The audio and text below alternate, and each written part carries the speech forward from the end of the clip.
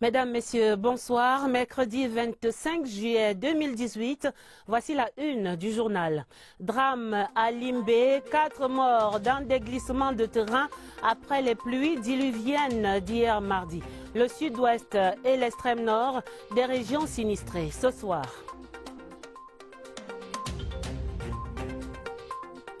Soutien à la candidature du chef de l'État et mobilisation au sein de l'opposition. Le 20h30 ouvre le dossier des coalitions et des tractations. Maître Jean de Dieu Momo, rallié au RDPC, est l'invité du journal. Déviance à l'université, des cités destinées aux étudiants abritent très souvent des familles entières. Cités universitaires ou logements sociaux, le 20h30 mène l'enquête. Voilà pour les titres. En tête du journal, Limbé, la belle cité du sud-ouest, sinistrée depuis le décès de 4 personnes à la suite d'un glissement de terrain consécutif aux pluies torrentielles d'hier mardi. Le bilan annonce également de nombreux blessés et d'importants dégâts matériels. Le gouverneur de la région, Bernard Okalia Bilaï, et les autorités chargées des catastrophes naturelles au gouvernement sont sur le terrain là-bas pour les premiers secours aux populations sinistrées. Nous reviendrons certainement en son et en images sur ce drame en cours dans le sud-ouest.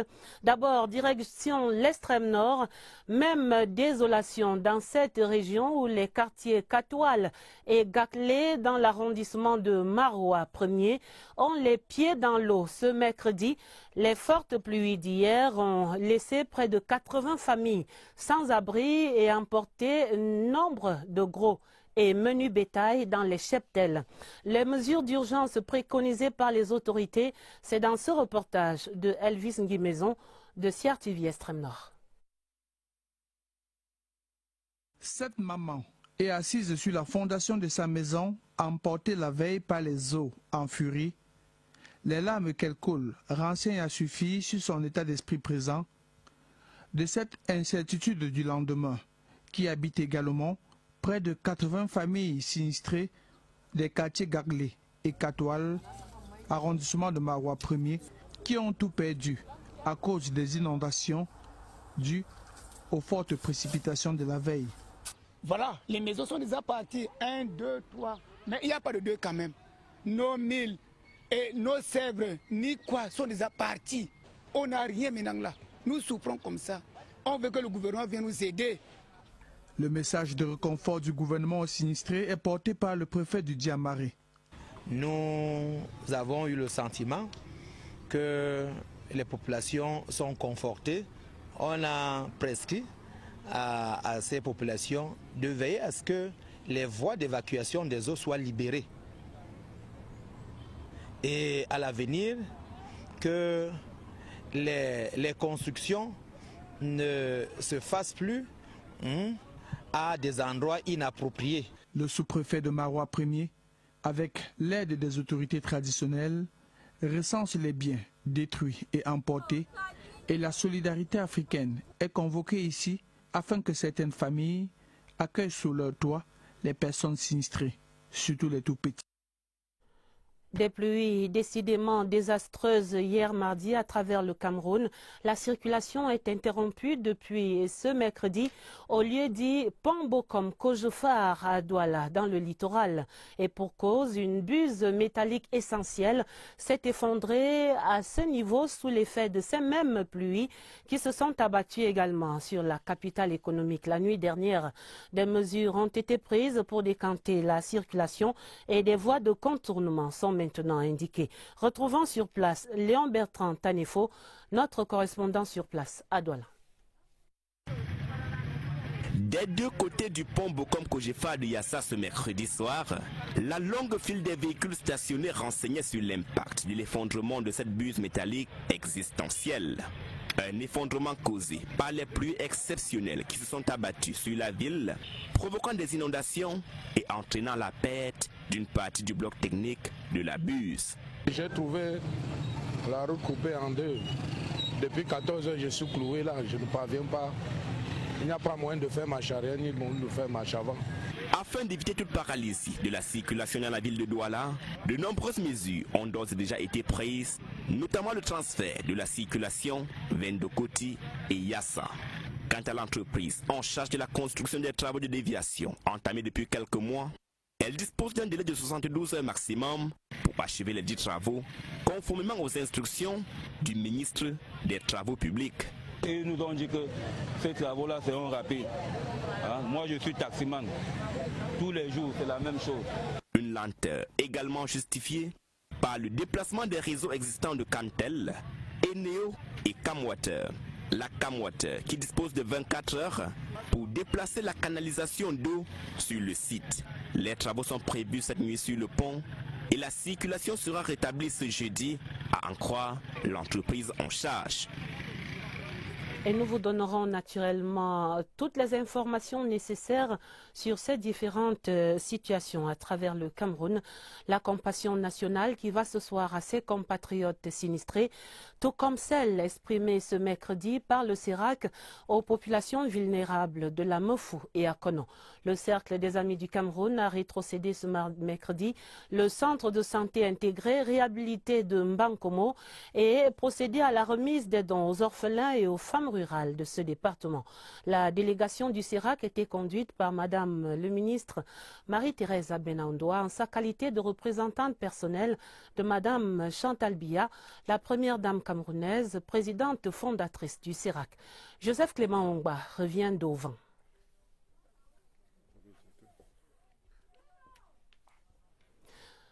Dans un instant, certainement, ce reportage de Joseph Clément Ongba sur les actions sur le terrain ce mercredi du CERAC dans la ville d'Auvent. Nous reviendrons certainement dans la suite de ce journal sur cette actualité.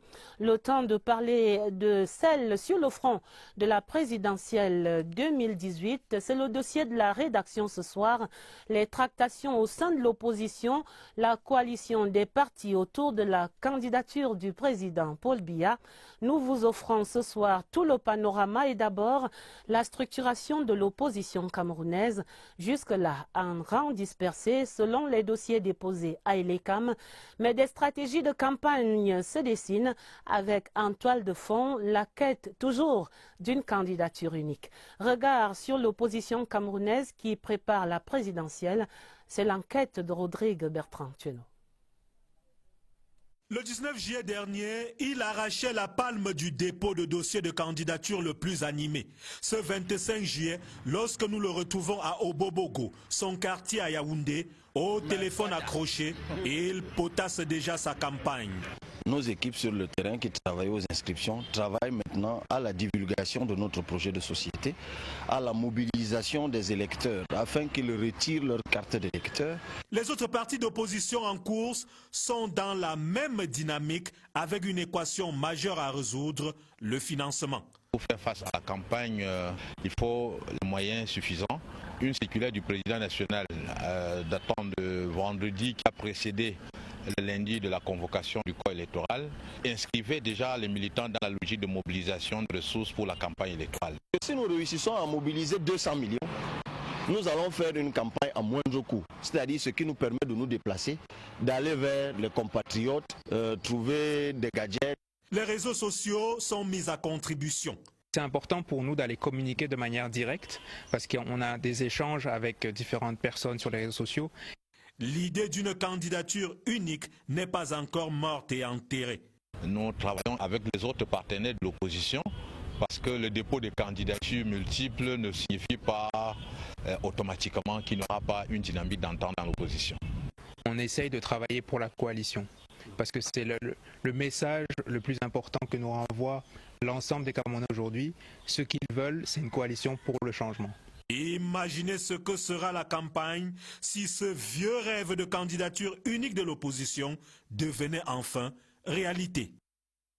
En face de cette opposition qui se structure, la candidature massive du président national du RDPC, elle rallie maintenant plus d'une trentaine de partis, dont l'UNDP, l'ANDP, le MDR et le FSNC. Des alliances qui devraient assurer au candidat Paul Biya le gros des votes de ces régions septentrionales qui sont leurs fiefs. Mais pour quel impact réel sur l'échiquier politique national? De quel poids pèsent donc ces formations politiques? Voici le regard de Séverin Alégambélé. La démarche du collectif des 20 partis politiques de l'opposition qui soutient la candidature du président Paul Biya fait grand bruit depuis la semaine dernière.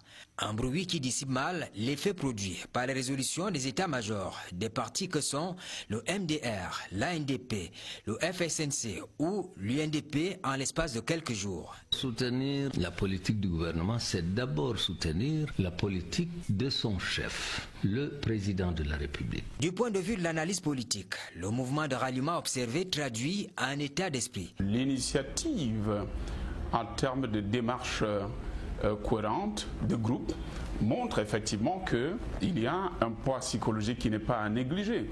Même si quelque part il serait question d'attendre en bout de chaîne des dividendes politiques en termes de nomination à des postes administratifs importants. Il s'agit tout simplement là d'une sorte de réalisme politique. L'entrée en scène de tous ces alliés ayant au nom des élus redistribue tout de même les cartes sur le marché électoral. Il y a une sorte d'axe nord-sud fortement établi. C'est une sorte de tradition depuis le président Ahidjo. Et cette volonté de ralliement traduit effectivement, j'allais dire, le renouvellement, la confirmation de l'existence de cet axe nord-sud qui, chaque fois qu'il est question de gérer des échéances importantes, se reconstitue d'une manière ou d'une autre. À considérer seulement ce qui se dessine dans la partie septentrionale du pays, on peut admettre que le soutien du MDR, de l'UNDP ou de l'ANDP constitue un capital de voix important pour le candidat Paul Biya, un capital de sympathie qui va certainement peser de tout son poids au moment du décompte final. Et à l'observation des mouvements sur la scène politique, il convient de noter que l'adhésion et les soutiens à la candidature du président Paul Biya dépassent le seul champ politique. Cette candidature rallie maintenant les autres groupes sociaux que sont les intellectuels, les chefs traditionnels ou encore la société civile dans son ensemble. Une large convergence de vues entre le peuple et son chef que relève ici Lucrèce Modundjemba. Il y a donc plus de 20 partis politiques de l'opposition qui font chorus autour de la candidature de Paul Biya, président national du RDPC. Mais il y a surtout l'appel du peuple, décliné par la société civile, les intellectuels et l'autorité traditionnelle. C'est l'expression d'une accointance certaine entre le peuple et son chef. Ces appels traduisent l'adhésion d'un peuple à la politique du chef de l'État. Certains n'y voient que de la manipulation. Les hommes de science vont au-delà des apparences. Au-delà de l'instrumentalisation, cela atteste, n'est-ce pas, d'une construction populaire de la désignation d'un candidat, notamment à l'élection présidentielle. Positionnement des élites, oui peut-être, mais surtout choix délibéré de miser sur un candidat à même de leur envoyer l'ascenseur. Les élites politiques mobilisent pour obtenir notamment des suffrages, et ces suffrages sont échangés contre des positions. Les populations qui véritablement travaillent aujourd'hui à la désignation, à l'appel à candidature, même sous la médiation, n'est-ce pas, des élites politiques, n'est-ce pas, entendent véritablement bénéficier à terme, n'est-ce pas, d'un certain nombre de rentes politiques. Et pensent à un moment donné qu'il y a une personne susceptible de leur apporter les solutions à leurs problèmes. Et que dire de ce contexte sociopolitique? Il n'est pas propice à une quelconque aventure. Pour ce qui est du Cameroun en ce moment-ci, je suis persuadé que ceux qui viennent vers le président Biya ont compris que le programme politique qui est le sien à ce moment est celui qui peut aider le Cameroun à sortir de la situation qui prévaut aujourd'hui. Parce que si on amène un aventurier, on a dit quelqu'un qui veut seulement, qui dit quitte de là que je m'asseye pour faire la même chose que toi, on n'est pas sûr que celui-là aura la même aura le même charisme pour réaliser ce que les Camerounais attendent. Soulignons toutefois que le consensus autour d'un chef n'est pas une particularité camerounaise. En prenant en compte l'expérience de Trump, ce sont les militants qui ont pesé sur le choix de son parti, notamment dans sa désignation. Lorsque vous voyez un peu l'élection du président Macron, avec la mobilisation de la société civile, dans la construction notamment de sa candidature et de son succès électoral, on se rend compte que la démocratie actuelle nous interpelle. En fait, au regard de ces soutiens multiformes, il est clair que les électeurs du président candidat ne se laissent pas dicter leur choix. Je vous le disais, Maître Jean de Dieu Momo est l'invité de ce 20h30. Bonsoir, Maître. Bonsoir, Madame. Bonsoir, CRTV. Bonsoir, le Cameroun. Merci. Bonsoir également, Monsieur le Président de la République, le candidat que j'ai décidé de soutenir avec mes militants. Vous êtes, faut-il le rappeler, le président du PADEC, le Parti des Patriotes et Démocrates pour le développement du Cameroun. Et effectivement, on vous a vu ce 20 juillet au Yaoundé Hilton Hotel, parmi ces 20 partis annonçant votre soutien au candidat Paul Biya. Pourquoi? La situation sécuritaire du pays l'impose. En ce moment où il y a des bruits de bottes dans notre pays, en ce moment où le pays est divisé, le nord est attaqué par le Boko Haram, au sud, au sud-ouest et au nord-ouest, on s'entretue, les anglophones tuent les francophones, et certains veulent la séparation, la sécession. C'est un moment excessivement dangereux dans la vie d'un pays. Il ne faut pas que les gens qui détestent ou qui croient détester Paul Biya, le président, entraînent leur haine à la perte de notre pays. Moi, je suis avocat pénal international. J'étais avocat au tribunal pénal international pour le Rwanda. Je connais le génocide rwandais comme un acteur. J'ai vu les images, j'ai été là-bas, j'ai enquêté, je sais où ça commence et comment ça finit. On a enregistré 1 million de morts et ce n'est pas le moment de le faire. La deuxième raison, c'est que lorsqu'on fait de l'opposition une carrière, lorsqu'on fait de l'opposition systématique, aveugle, on en arrive à être comme si on portait des œillets et on ne voit pas les actions gouvernementales. Et il est clair que lorsqu'on essaye de voir, voir les actions positives de M. Paul Biya, on se rend compte que de tous les candidats qui sont là, il est le meilleur qui peut entraîner le Cameroun vers, n'est-ce pas, une certaine stabilité, vers la paix. C'est le seul pour le moment parce que il y a l'âge que certains disent. L'âge est un atout pour lui et non un handicap. Il a l'âge de l'indépendance, il a l'âge de l'autonomie, il a l'âge où on n'a plus peur. Il a l'âge où on ne craint pas les autres. On ne craint pas les Occidentaux, on ne signe pas les contrats avec la pression. Il a l'âge où on ne cède plus aux pressions. Il a l'âge où on prépare sa succession. Et à ce moment-là, c'est un âge, et je pense que tous les Camerounais, s'ils étaient des patriotes comme nous, ils devraient plutôt l'accompagner, à accomplir, à sortir. Il faudrait quand même que les Camerounais apprennent à accompagner un président, à entrer dans l'histoire. Et non que notre petite jalousie, notre petite mesquinerie, parce qu'on veut prendre la place, nous entraîne à mettre systématiquement les bâtons dans les roues de la personne. Moi, longtemps avant la convocation du corps électoral pour cette présidentielle du 7 octobre, on ne vous a pas souvent entendu ni sur ces questions graves de la crise sociopolitique, ni même sur ces soubresauts autres et politiques au Cameroun, maître. Vous étiez où? Alors, je vais vous dire, on m'a entendu. J'ai soutenu tout de suite la cause de mes amis, de mes frères anglophones. La cause corporatiste, je veux dire les corporations d'avocats, des enseignants, j'ai soutenu. Et je demandais, nous demandions, notre parti politique demandait au président de la République de trouver une solution. Je pense que cela a été fait. Nous avons soutenu, j'ai même me suis constitué pour BBC Mancho. Hein, je l'ai soutenu, je suis allé le voir en prison. Je suis allé les voir tous en prison pour leur apporter mon soutien. Nous étions là dans le cadre des enfants d'un même pays qui ont de la colère vis-à-vis du gouvernement. Maintenant, la situation a changé sur le terrain. La situation a changé parce qu'un groupuscule d'excités et de terroristes ont pris en otage ce problème, cette question, et en ont profité pour vouloir diviser le Cameroun. Un patriote, et je suis un patriote panafricaniste, c'est-à-dire que je veux l'unité de l'Afrique, je ne peux pas accepter que dans le même temps, on divise mon pays. Moi, je suis de Tchang, vous savez, et je sais que dans le Bialem, ils considèrent même que Tchang, ça fait partie de leur Ambazonie. Ils sont dans le Fongo-Tongo, ils attaquent. Ils sont chez moi à Bafou, au nord de Bafou, à Mouk, on appelle ça Mouk. Ils attaquent, ils sont là. Et je dis, dans une situation d'insécurité comme cela, les gens qui ont vécu l'insécurité des années 1960, j'étais tout petit, mais je me souviens qu'en 1966, nous avons dû abandonner la classe pour fuir. Nos mamans sont venues nous chercher parce qu'on avait dit que les maquisards sont venus. Les gens qui ont vécu ce maquisard-là...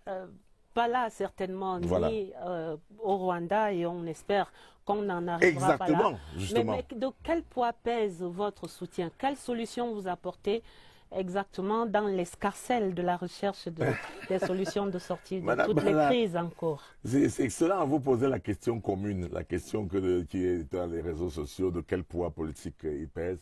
Mais vous avez vu que sur les réseaux sociaux et partout, parmi les 20 personnes qui ont soutenu la candidature de M. Paul Biya, je suis la seule personne qui est laminée et qui est traitée de tous les noms. C'est-à-dire que... Mais nous sommes très loin de faire du suivisme sur ce plateau du 20h30. C'est une question fondée sur votre rang à la dernière élection. Vous étiez 8e il considère que j'ai un poids politique. Il considère que j'ai un poids politique. Il considère que je suis un leader.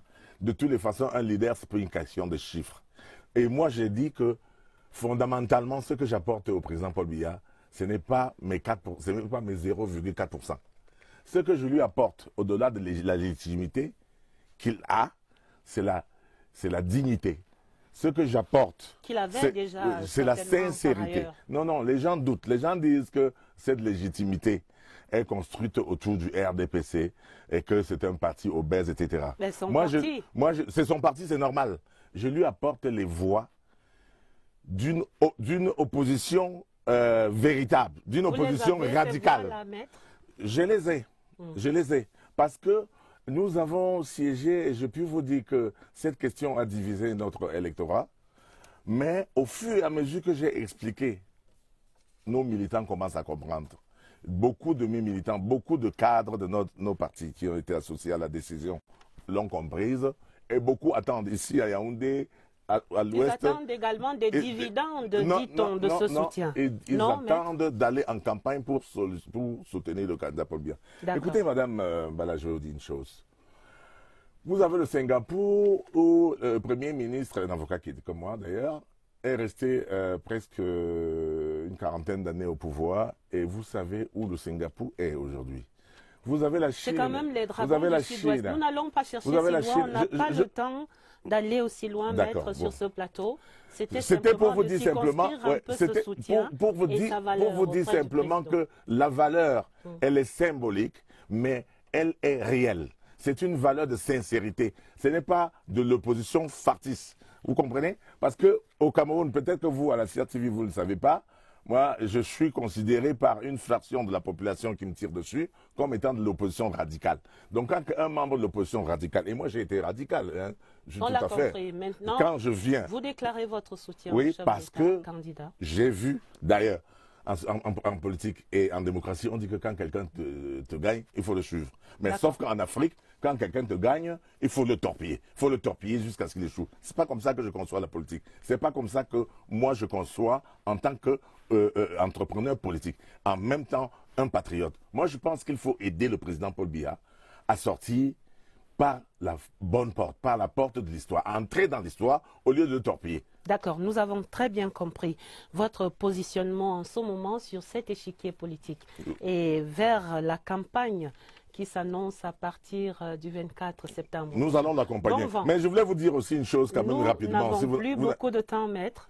Non, pour dire que il ne peut pas échouer à cause de nous. C'est les militants du RDPC qui peuvent le faire échouer. Parce qu'il a déjà... Ils sont mobilisés derrière lui et je crois qu'ils seront avec lui jusqu'au bout de la victoire. Voilà, merci beaucoup. Signalons dans cette page politique cette motion de gratitude et de déréférence, d'attachement également de la jeunesse camerounaise adressée au président de la République. C'est à l'occasion du lancement officiel de la mise en service de la carte jeune biométrique. Des jeunes Camerounais qui sont venus partager cet événement écrivent au chef de l'État et le rassurent de leur engagement à œuvrer pour la réussite éclatante de la mise en œuvre du plan triennal spécial jeunes au Cameroun.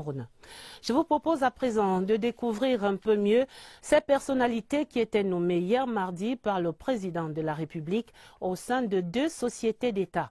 D'abord, le visage de Jean-Claude Ekor Akouafane, l'ancien secrétaire général du ministère de l'Agriculture, est le nouveau directeur général de la SODECAO, tandis que Francis Emmanuel Ngome Adjébessone est désormais le directeur général adjoint de l'IRAD.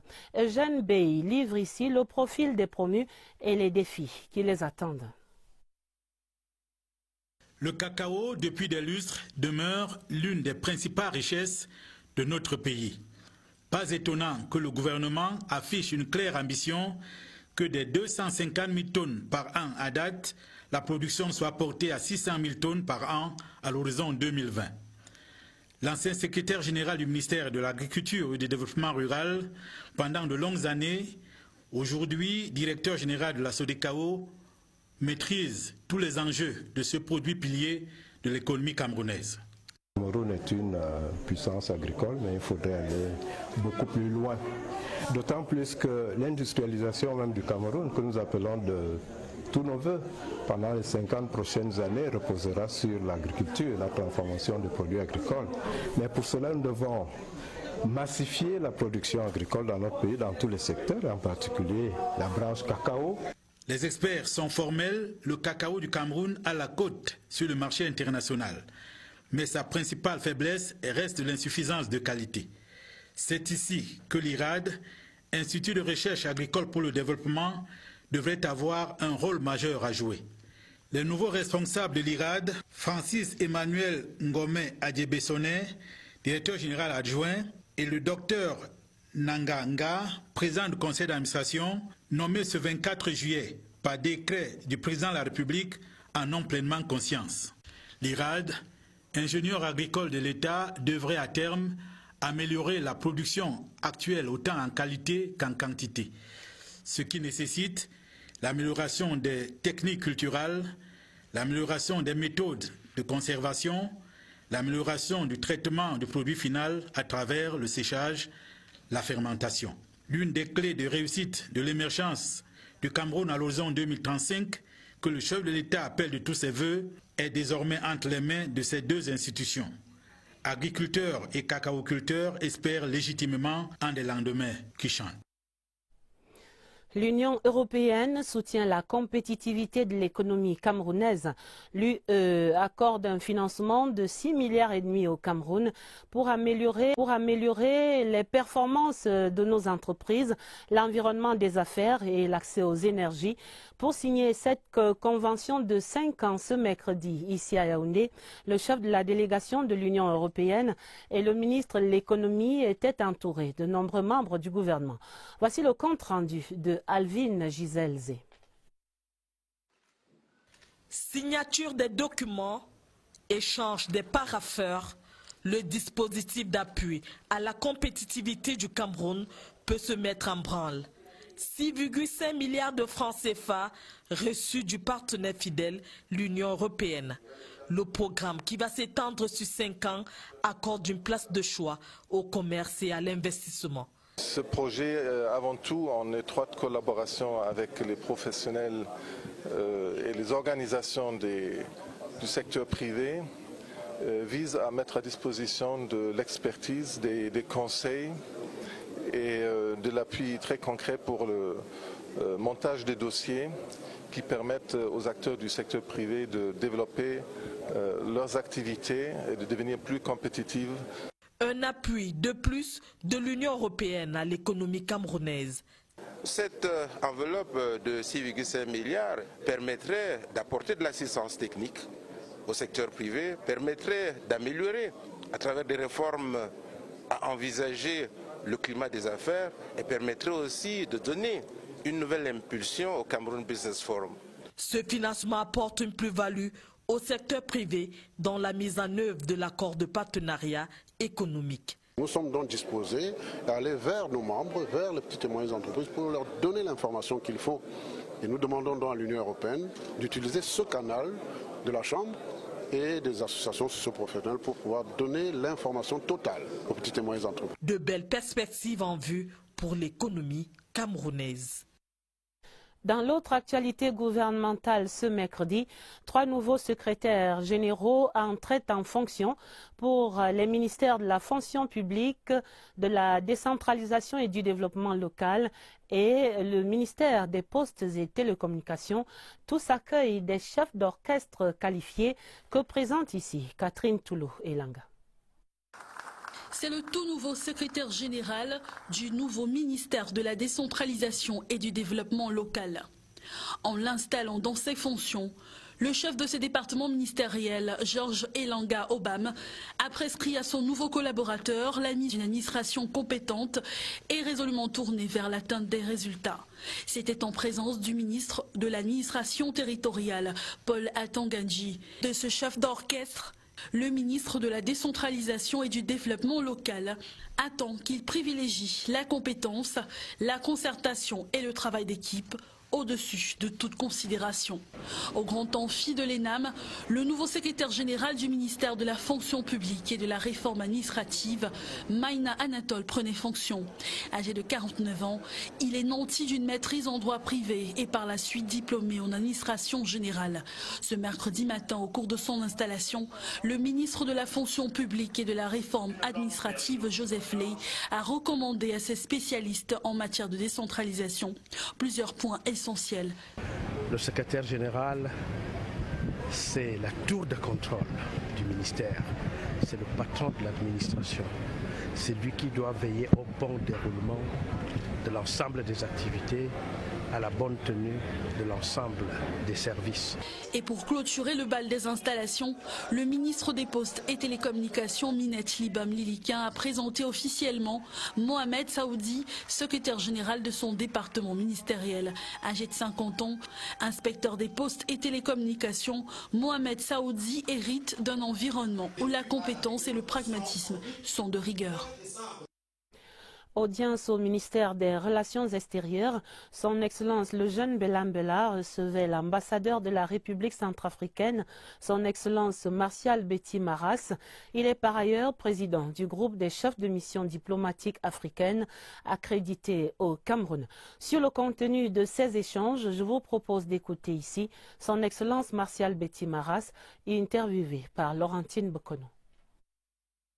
Nous sommes venus voir le ministre des Relations extérieures dans le cadre d'échanges habituels d'informations entre deux pays et puis voir comment préparer la grande commission mixte entre la République centrafricaine et le Cameroun en vue de redynamiser la coopération entre ces deux pays. Le point, la sécurité entre nos deux pays à la frontière, nous co-gérons, d'où nécessité de mutualiser nos efforts dans le cadre d'échanges d'informations pour sécuriser davantage nos deux frontières. La main tendue du CERAC ce mercredi aux populations de la Mefou et à Kono, le cercle des amis du Cameroun, est allé remettre là-bas l'hôpital, le centre de santé intégré réhabilité de Mbankomo et procéder également à la remise des dons aux orphelins et aux femmes rurales de ce département. La délégation du CERAC était conduite par Madame le ministre Marie-Thérèse Abenaondoa en sa qualité de représentante personnelle de la première dame camerounaise, Madame Chantal Biya, présidente fondatrice du CERAC. Joseph Clément Ongba revient d'Auvent. Émanation de la paroisse Saint-Joseph de l'Église catholique, le centre de santé intégré d'Auvent vient de subir un véritable traitement de choc. L'édifice est métamorphosé, fruit de l'action du Cercle des Amis du Cameroun. Tout à côté, exhalant une forte odeur de neuf, la résidence d'astreinte des infirmières. remise à l'état neuf. La main réhabilitatrice du CERAC s'étend aussi au hangar de cuisine nouvellement bâti, puis au forage d'eau. Sous l'étendard de représentante personnelle de Mme Chantal Biya, Marie-Thérèse Abenondoa savoure la chaleur de cette terre hospitalière de la Mefouye à Konon. Volet national et volet diplomatique réunis, la délégation du CERAC qui séjourne ici est mue par deux valeurs, la solidarité et le partage, guidée par l'ambition d'une prise en charge sanitaire améliorée pour les 5000 âmes de cette mosaïque de famille. Au cours des 2 dernières décennies, le CERAC s'est transformé en un laboratoire de l'amitié sans frontières. Expérience inédite à l'échelle planétaire. C'est une sorte de version internationale de la notion de vivre ensemble. Meuble l'esplanade de la mission catholique d'Oving, des équipements médicaux divers, des denrées alimentaires, du matériel agricole apportant une plus-value au labeur des femmes rurales. On a reçu beaucoup de matériel pour les champs, le groupe, les tronçonneuses, les roues, les plantoirs. Parmi les dons, 100 bourses de formation au TIC pour les chefs traditionnels, 100 autres bourses pour les femmes rurales grâce à Cameroun. Ciblé aussi 160 enfants vulnérables, tous orphelins, venant des 4 arrondissements du département. Du maire de Mbankomo au chef des districts de santé, passant par les délégués départementaux du MINAS et du MINPROF, les sœurs filles de Marie de Yaoundé, l'on salue cette action de cœur. Quand les malades viennent dans une structure qui est propre, bien portante, c'est déjà un aspect pour la guérison. Nous redisons merci à la première dame. Cet hôpital était une épine sur le pied des élites que nous étions. Alors le CERAC est venu vraiment nous sortir cette épine du pied. Après la phase protocolaire, Marie-Thérèse Abenondoa et les dames du CERAC coupent le ruban symbolique. Elles visitent les locaux réhabilités et équipés, font un tour à la mini-foire agro-pastorale et artisanale. Une belle fête à Oving pour magnifier une œuvre salvatrice. Bientôt les vacances universitaires, mais fait surprenant, les cités ne désempliront pas et pour cause, certaines de ces résidences universitaires destinées aux étudiants servent désormais de foyer aux familles camerounaises. Des anciens étudiants, aujourd'hui fonctionnaires et même mariés, se sont installés ad vitam aeternam avec femmes et enfants dans ces cités d'antan. Dans la cité universitaire, quand elle perd son âme, c'est la grande enquête du 20h30 que signe Oswald Modon.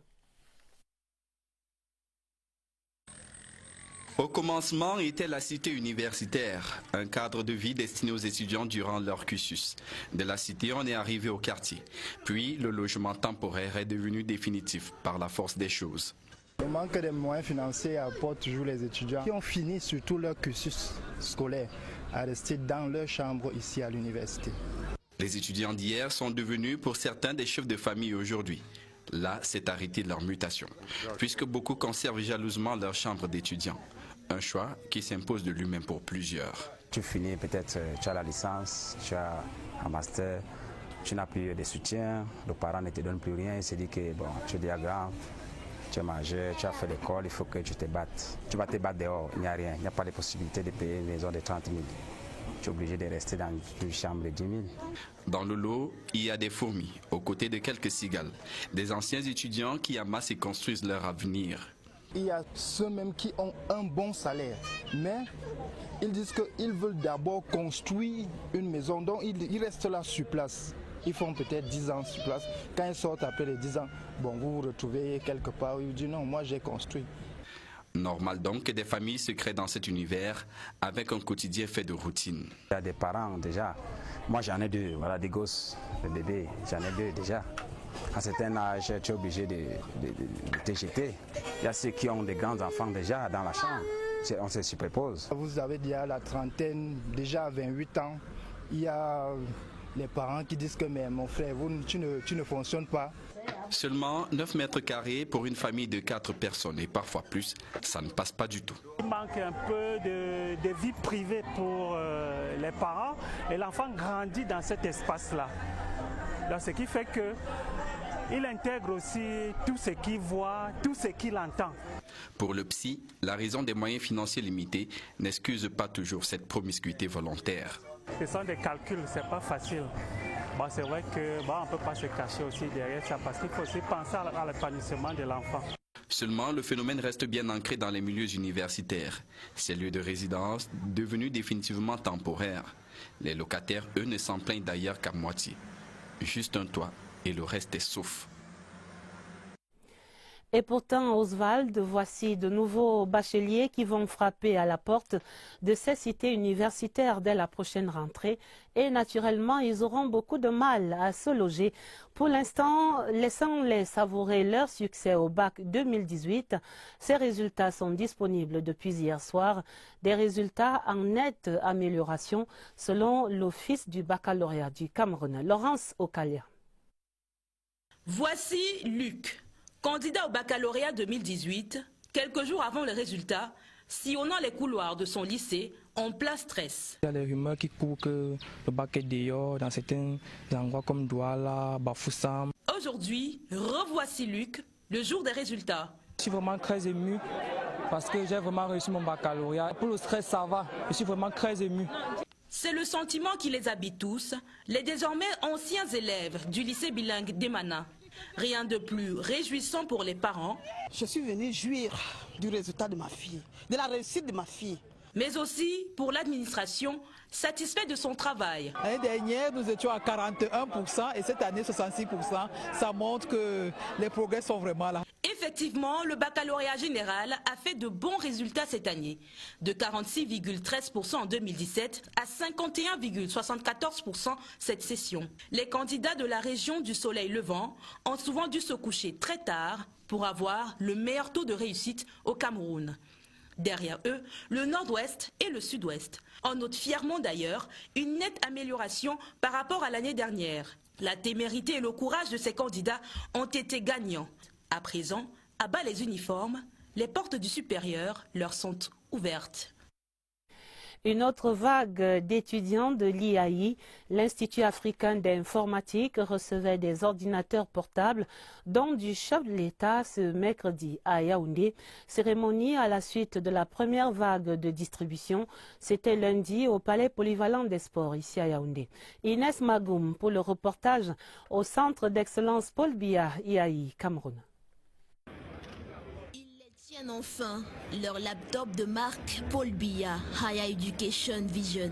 Bien qu'étant des habitués de l'outil informatique, cet appareil est particulier pour les 1922 étudiants de l'Institut africain d'informatique du Cameroun. On a longtemps attendu nos ordinateurs PB. Nous remercions le chef de l'État de la République du Cameroun. Ceci va me permettre de mieux coder. À travers cette opération, le président de la République, Paul Biya, veut doter chaque étudiant camerounais d'un ordinateur afin de faciliter l'apprentissage dans les universités. L'ordinateur de marque PB-HEV a une garantie d'1 an qui n'est prise en compte qu'après activation du logiciel Office 365 préinstallé dans les différentes machines. Pour faciliter l'activation de ces logiciels, la société Microsoft a gracieusement mis à la disposition du gouvernement camerounais toute une équipe qui sillonne les différentes universités. En cas de dysfonctionnement, il est demandé aux étudiants de se rapprocher de leur université d'appartenance. Une plus-value pour les étudiants récipiendaires.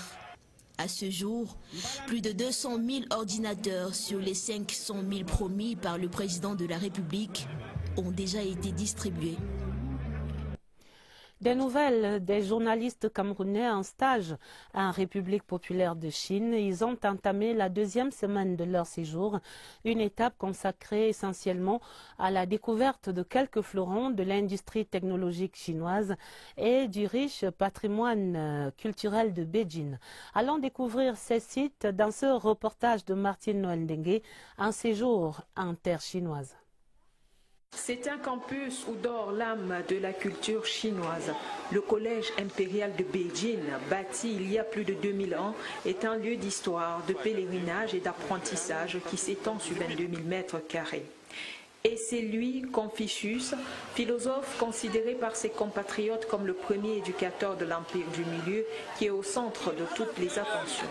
sa pensée. Le confucianisme est un héritage que se transmettent les Chinois de génération en génération. Le temple qui lui est consacré s'impose au centre du collège où a été formée la crème de l'administration chinoise de l'époque. Témoin oculaire, cet arbre plusieurs fois centenaire. Un arbre qui a 700 ans, un arbre qui est capable de détecter les mauvaises personnes et les bonnes personnes. Et c'est dans ce temple-ci qu'on faisait un culte hommage à Confucius 2 fois par an. Les visiteurs marquent tous un arrêt dans la salle des stèles pour parcourir le contenu des 13 livres, socle de la pensée de Confucius. Le collège impérial de Pékin et aussi le confucianisme sont l'esprit, vraiment les lieux sacrés de l'esprit chinois. Le collège impérial de Beijing incarne une des puissances de la Chine moderne, sa culture, un appel à la préservation de l'identité culturelle. La page des sports est l'entame du processus de vulgarisation pour la nouvelle loi sur les activités sportives au Cameroun. Le ministre Bidong Pat présidait à ce sujet ce mercredi une rencontre avec des présidents des fédérations sportives civiles nationales, de nouvelles missions auxquelles il va falloir s'habituer. Évariste Yenga. Rien ne sera plus comme avant. La nouvelle loi du sport oblige des révolutions. Vous avez toute une partie qui est consacrée aux infrastructures, à la création d'un certain nombre d'institutions. Je citerai par exemple la Commission nationale des activités physiques et sportives qui est placée auprès du Premier ministre et chef du gouvernement. Vous avez le FODAPS, vous avez toute une panoplie d'institutions. Vous avez une fédération de sport traditionnel qui est créée. Il fallait que les présidents des fédérations le sachent, raison pour laquelle le ministre des Sports Bidong Pat et ses collaborateurs ont tenu à éclairer leur lanterne par une série d'exposés.